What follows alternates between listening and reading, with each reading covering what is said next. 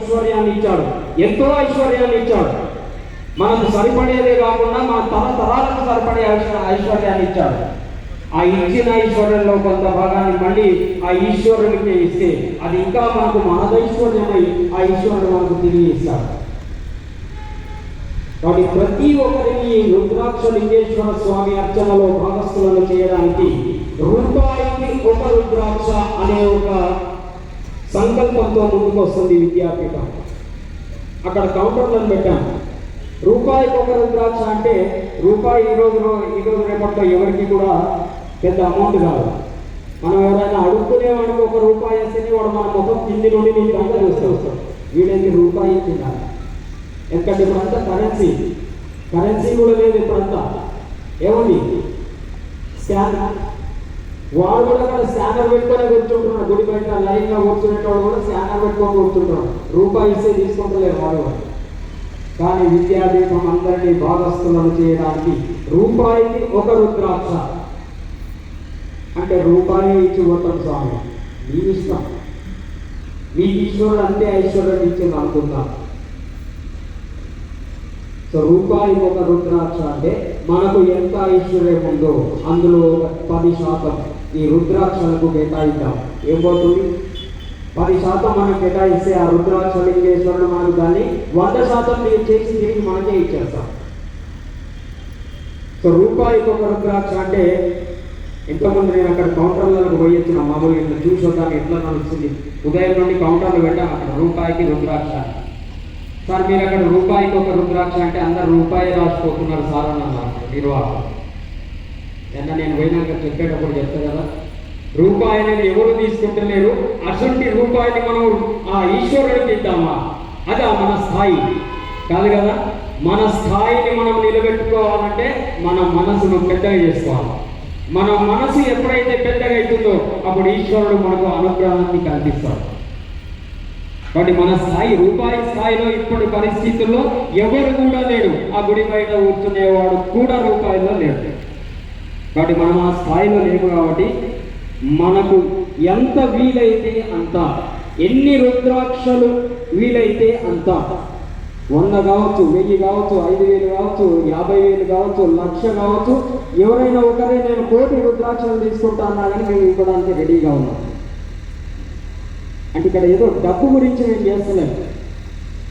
రుద్రాక్ష లింగేశ్వర స్వామిలో సంగారెడ్డి పరిసర ప్రాంతాలకు సంబంధించిన ప్రతి వ్యక్తి అందులో భాగస్వామి కావాలి. అందులో మనం కొంత ఇచ్చినామంటే శివరాత్రి రోజు మా బంధువులందరినీ పిలుచుకుంటాం. మనం ఇవి ఈ లింగేశ్వర స్వామికి మా ఆయనకి ఇంత ఇచ్చినాము, ఇందులో 1000 రుద్రాక్షలు మావి కూడా ఉన్నాయి అని ఎంత గర్వంతో చెప్పుకుంటామో చూడండి. అటువంటి మనసు మనకు కావాలి. అటువంటి మనసు వచ్చినప్పుడు ఇటువంటి కార్యక్రమాల ద్వారా మనం పుణ్య ఫలాన్ని పొందే అవకాశం ఏర్పడుతుంది. కాబట్టి మనమే కాదు, మన బంధువులు, మన మిత్రులు, మనకు తెలిసిన ప్రతి వ్యక్తిని ఇందులో ఈ రుద్రాక్ష లింగేశ్వర స్వామిలో మనం భాగస్థులను చేద్దాం. దీనికి సంబంధించిన రసీదు బుక్కులు విద్యాపీఠంలో కృష్ణమూర్తి గారి దగ్గర ఉంటాయి. సభ్యులు కావచ్చు, సభ్యేతరులు కావచ్చు, మీరు ఎక్కడికి పోయినా ఈ రోజు నుండి అనగాదత్త వ్రతంలో మనం తీసుకున్న ప్రతిజ్ఞ ఏంటి అని అంటే 1,00,000 రుద్రాక్ష లింగేశ్వర స్వామికి సంబంధించిన రుద్రాక్షలను ప్రచారం చేసి మొత్తము ఎంతమందికి వీలైతే అంతమందిని ఈ ప్రాంగణానికి శివరాత్రి రోజు రప్పించే విధంగా వాళ్ళందరినీ ఈ రుద్రాక్ష లింగేశ్వర స్వామిలో భాగస్వామ్యం పొందే విధంగా చేయడం, ప్రయత్నం చేయడమే ఈ అనగాదత్త వ్రతంలో మనం తీసుకునే ప్రతిజ్ఞ. విద్యాపీఠం అనేక కార్యక్రమాలను చేస్తుంది. అయితే ఈ రుద్రాక్షలకు సంబంధించి కేవలం సభ్యులు మాత్రమే చేసే అవసరం లేదు. సభ్యులు కాకపోయినప్పటికీ చెప్తున్నాను, వేదిక నుండి చెప్తున్నాను, ఎవరైనా ఈ రుద్రాక్షలకు సంబంధించిన రసీదు బుక్కులు తీసుకునవచ్చు. కార్యాలయంలో సంప్రదిస్తే కృష్ణమూర్తి గారి దగ్గర ఉంటాయి, లేదా కార్యాలయంలో రసీదు బుక్కులు ఉంటాయి. తీసుకువెళ్ళండి. మీకు తెలిసిన ప్రతి వ్యక్తికి చెప్పండి, రూపాయికి ఒక రుద్రాక్ష అని చెప్పి రూపాయి మాత్రం రాయించకండి దయచేసి. 30 రసీదు బుక్లు ఉంటే 30 రూపాయలు వస్తాయి, 30 రుద్రాక్షలే వస్తాయి. భాగస్వామ్యం అవుతుంది. కానీ రూపాయి ఇస్తే మనకు దానిపైన ఇది ఉండదు, ఇది శ్రద్ధ ఉండదు. అదే మనం ఒక 5,000 ఇచ్చినాం అనుకోండి, అమ్మో 5,000 ఇచ్చినాం మనం పూజకు పోవాలి అని మనసు లోపల నాటుకుపోతుంది. సో మన మనసును అటువైపు మళ్లించడానికే ఆ విలువ, కానీ ఏదో డబ్బు కొరకు మాత్రం ఈ విలువ కాదు. ఇది గ్రహిస్తే చాలు. ఈ విధంగా ప్రయత్నం చేసి ఈ కోటి రుద్రాక్ష లింగేశ్వర స్వామి కార్యక్రమాన్ని మనం అత్యంత వైభవంగా, గత సంవత్సరం 1,58,000 మంది వచ్చారు అంటే, గత సంవత్సరం వ్రతం కేవలం 2,000 మందితో చేసుకుంటే 1,58,000 మంది వచ్చారు. ఈ సంవత్సరం మనం 2,400 మందితో చేస్తున్నాం కాబట్టి మనకు ఈ శివరాత్రికి 2,50,000 మందిని తీసుకొచ్చే బాధ్యత ఈ వేదికలో ఉన్న ప్రతి ఒక్కరి పైన ఉంది. ఈ విధంగా ప్రయత్నం చేయడంలో తప్పు లేదు. ప్రయత్నం చేసే ఫలితం అదే విధంగా వస్తుంది మనకు. కాబట్టి ప్రయత్నం చేద్దాం. ప్రయత్నం చేసి అందరినీ ఇటువైపుకు మళ్లించే ప్రయత్నం చేద్దాం. తర్వాత మహోన్నతమైన దేవాలయం శ్రీ కైలాస ప్రస్థార మహామేరు పంచముఖ ఉమామహేశ్వర స్వామి దేవాలయం. ఒకసారి ఆ దేవాలయం పూర్తయితే ప్రపంచమే మన దగ్గరకు వస్తుంది. అప్పుడు మనం ఈ రసీదు బుక్ తీసుకొని ఎవరి దగ్గరికి పోవాల్సిన అవసరం లేదు. అందరూ మన దగ్గరికి వచ్చి తండాలుగా వస్తూ ఉంటారు. కలవడానికి సమయం దొరకని పరిస్థితి ఏర్పడుతుంది. తర్వాత ఈ కోటి రుద్రాక్షలు ఏం చేస్తారు స్వామి అని అడగవచ్చు. మీరు అందరి మనసులో ఉండవచ్చు. ఎంత అదృష్టవంతులం మన ఈ తరం. అంటే ఈ సంవత్సరం శివరాత్రిలో భాగస్థులయ్యే వ్యక్తులు అదృష్టవంతులు. ఎంత అదృష్టవంతులు అంటే, ఈ కోటి రుద్రాక్షలు ఏవైతే ఉన్నాయో ఇందులో ఆ రోజు వచ్చిన ప్రతి భక్తుడికి ఒక రుద్రాక్ష ప్రసాదంగా ఇవ్వబడుతుంది. ఇది ఒరిజినల్ రుద్రాక్షలు. ఇప్పుడు మనం బయట లభించేవన్నీ ఒరిజినల్ కావండి. ఇక్కడ 2 ముఖాల నుండి 22 ముఖాల వరకు రుద్రాక్షలు ఉంటాయి ఇందులో కోటి లోపల. ఈ కోటి రుద్రాక్షల్లో ఆ రోజు వచ్చిన వాళ్ళకి ప్రసాదంగా ఇవ్వగా మిగిలిన రుద్రాక్షలన్నింటినీ శాశ్వతంగా శ్రీ కైలాస ప్రస్థార మహామేరు పంచముఖ ఉమామహేశ్వర స్వామి దేవాలయంలో హారాలుగా, అలంకరణగా శాశ్వతంగా ఉండిపోతాయి. దేవాలయం ఉన్నన్ని రోజులు మనం ఆ దేవాలయంలో ఆ హారాల రూపంలో, ఆ రుద్రాక్షల రూపంలో మనము మన భావితరాలను కూడా అందులో జీవించి ఉంటాయి. ఇంతకంటే అదృష్టం ఇంకేం లభిస్తుంది చూడండి. 24 గంటలు 365 రోజులు ఆ ఈశ్వరుడికి శ్రీచక్రాకారంలో ఉన్న దేవాలయంలో ఆ ఈశ్వరుడికి ఉన్నంత కాలము చిరస్థాయిగా మనం సేవ చేసుకుంటూ మిగిలే ప్రతిష్ట, గౌరవం మనకు శాశ్వతంగా లభిస్తుంది ఈ రుద్రాక్షల ద్వారా. అందుకే ఈ రుద్రాక్షలలో ప్రతి ఒక్కరిని భాగస్వామ్యం చేస్తూ, ప్రతి ఒక్కరిని దీని వైపున మరల్చుతూ, ప్రతి ఒక్కరి నుండి దీనికి సంబంధించిన రుద్రాక్షలలో అందరినీ దీని వైపున మరల్చుతూ అందరినీ భాగస్వామ్యం చేసే బాధ్యతను ఈ వ్రతం ద్వారా మనమంతా తీసుకొని ఈ వ్రతం చేసుకునే వాళ్ళు ఈ ప్రాంగణంలో ఉన్న ప్రతి ఒక్కరు, విద్యాపీఠ సభ్యులు, సేవకులు, బంధువులు, మిత్రులు అందరూ ఒక ప్రతిష్టగా, ఒక యజ్ఞంగా తీసుకొని ఈ కార్యాన్ని నెరవేర్చుదాం. ఆ రుద్రాక్ష లింగేశ్వర స్వామి యొక్క ఆశీకృత కటాక్ష వీక్షణాలను మనం పొందుదాం. రుద్రాక్షలింగ భగవానికి, రుద్రాక్షలింగ భగవానికి జయ గురుదత్త. హర నమః పార్వతీపతయే హర హర మహాదేవ హర. ఇదం విష్ణుర్విచక్రమే త్రేడా నిదదే పదం సమో నమస్య వాగోసురే. విష్ణోర్విష్ణోర్విష్ణుః విష్ణోర్విష్ణోర్విష్ణుః విష్ణోర్విష్ణోర్విష్ణుః. ఇది శుద్ధోదకస్నానం సమర్పయామి. స్నానానంతరం శుద్ధ ఆచమనీయం సమర్పయామి. వస్త్రం ఉన్నది చూడండి, తీసుకొని కలశంతో వేయండి. వల్కలేరు చిరే సూక్ష్మే చిత్ర చిత్ర దశాంచితే మయా ప్రత్యక్షేతకాభ్యా మనగాభ్యా తదేవత.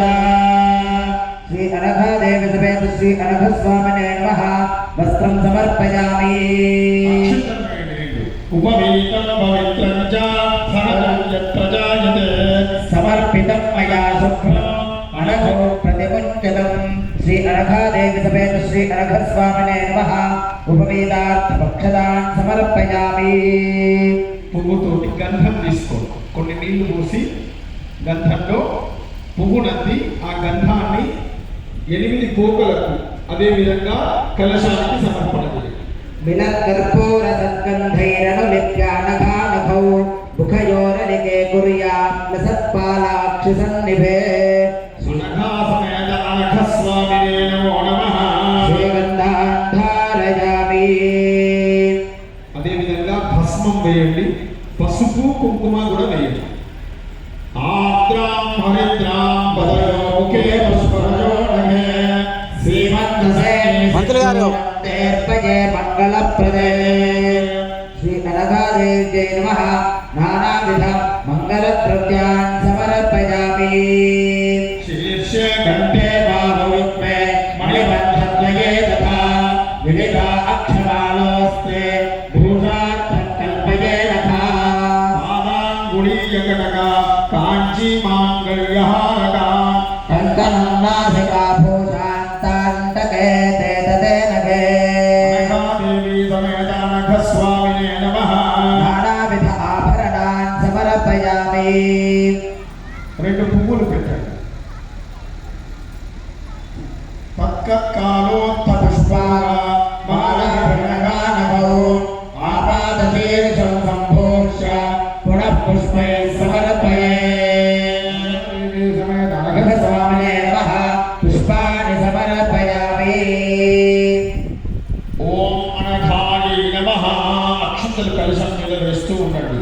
పాదం పూజయామి ఓం జగత్ సంచారిణ్యై నమః. గంధే పూజయామి ఆగానువాహవే నమః. ధారే పూజయామి ఓం పద్మాసనస్థాయై నమః.